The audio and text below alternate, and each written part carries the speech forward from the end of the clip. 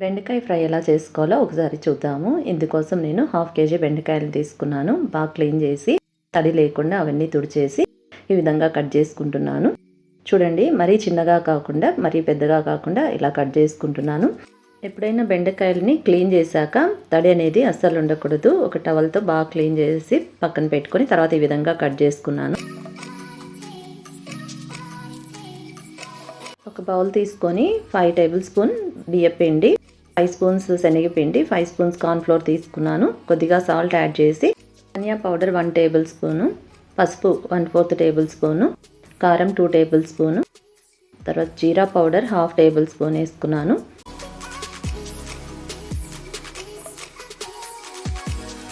ఇదంతా బాగా మిక్స్ చేసుకొని తర్వాత ఇవి బెండకాయ పీసెస్ కట్ చేసి పెట్టుకున్నాం కదా, అవి యాడ్ చేసి బాగా మిక్స్ చేసుకోవాలి.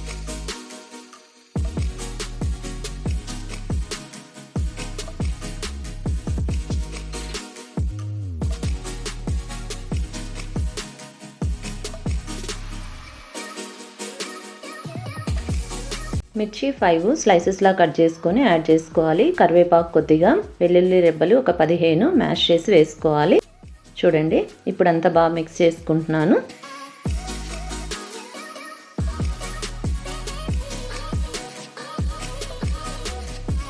ఇప్పుడు కొద్దిగా వాటర్ని చల్లి, ఎక్కువ కాదండి, కొద్దిగా స్ప్రింకిల్ చేయాలి. ఆ వాటర్తో మిక్స్ చేసుకోవాలి.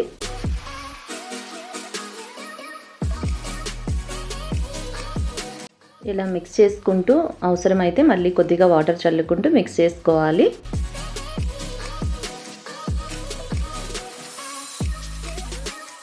మీడియం సైజు లెమన్ తీసుకొని కట్ చేసి ఆ జ్యూస్ యాడ్ చేస్తున్నాను. మీ దగ్గర లెమన్ లేకపోతే ఆమ్చూర్ పౌడర్ అయినా ఒక 1/2 టేబుల్ స్పూన్ యాడ్ చేసుకోవచ్చు.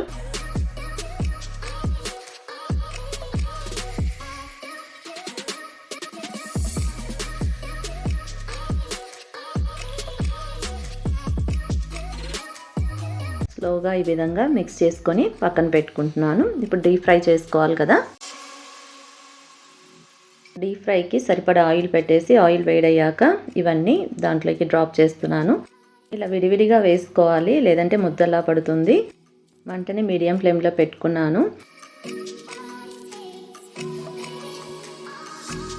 2 to 3 మినిట్స్ వరకు ఏది రొటేట్ చేయకూడదు, ఎందుకంటే అవన్నీ విడిపోతుంది పిండి అంతా.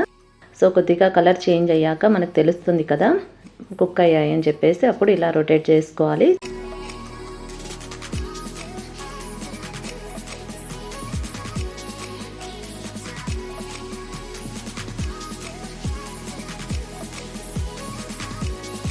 మనం ఫ్లోర్ యాడ్ చేసాం కదా, అదంతా గోల్డెన్ కలర్ వచ్చాక కొద్దిగా క్రిస్పీ అయ్యాక ఇలా సైడ్కి తీసుకుంటున్నాను.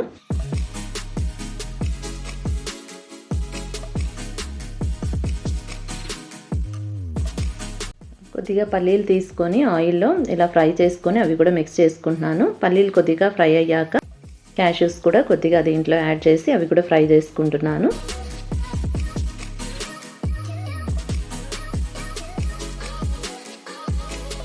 మీడియం ఫ్లేమ్లో పల్లీల్ని, జీడిపప్పుని ఇలా బాగా ఫ్రై చేసుకొని ఇవి పక్కకు తీసుకుంటున్నాను. ఇవి బెండకాయ ఫ్రైలో యాడ్ చేసుకుంటున్నాను.